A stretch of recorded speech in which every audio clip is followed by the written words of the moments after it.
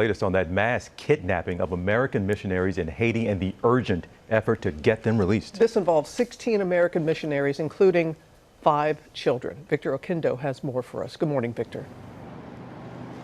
Good morning, Robin. The FBI and State Department now working with senior Haitian officials. Overnight, we heard from Christian Aid Ministries. They're based in Ohio. They are requesting urgent prayer for the missionaries and family members who were kidnapped. This morning, the U.S. government in regular contact with senior Haitian authorities as new details emerge about the 17 missionaries and family members abducted in Haiti, the youngest among them reportedly just 2 years old. Ohio-based Christian Aid Ministries confirming that the 16 Americans and 1 Canadian, including 5 children, were all on their way back from visiting an orphanage on Saturday when they were kidnapped. The Haitian government saying they suspect one of the country's most dangerous gangs, known as 400 Mawozo, is responsible for the kidnapping, but no demands have been made thus far. The same gang is believed to have kidnapped French priests and nuns in April. The group was eventually released, but it's unclear if the $1 million ransom was paid. These are hostage takings that are for ransom. They're for money. The gangs have become much more violent, much stronger over the last year or two. This morning, we're hearing from a man from Georgia who was kidnapped by a gang in Haiti last year. They had gun pointed at us. They were threatening that they're going to kill us throughout the entire 2 days. Overnight, Christian Aid Ministries putting out a statement saying, "We request urgent prayer for the group. We are seeking God's direction for a resolution, and authorities are seeking ways to help." According to the Center of Analysis and Research in Human Rights, during the first 6 months of this year, there were at least 395 kidnappings in Haiti, compared with 88 during the same period last year. The surge in kidnappings amidst turmoil there. The assassination of Haitian President Jovenel Moïse in July, leaving a political vacuum in government. And the 7.2 magnitude earthquake in August, which killed more than 2,200 and left tens of thousands of Haitians homeless, all contributing to a rise in gang violence now plaguing the country.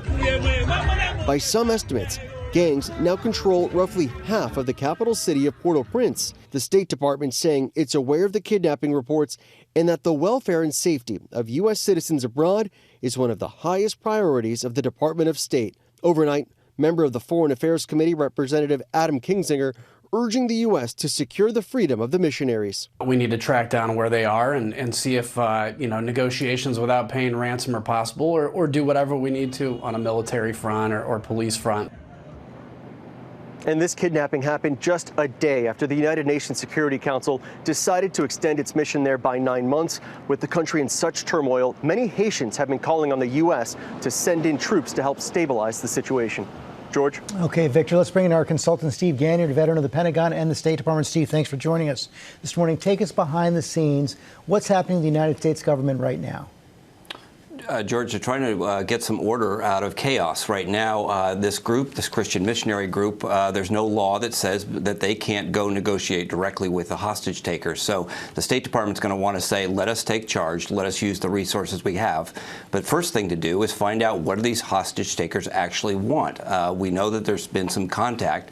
We know that in the past they've charged somewhere between $20,000 and $25,000 for these large-scale kidnappings. So first thing is to figure out what the facts are on the ground and be able to make contact and have a discussion with these folks. Steve, there could be some tension there. The aid group may want to pay the ransom just to get their people back. The United States government doesn't want to go down that route.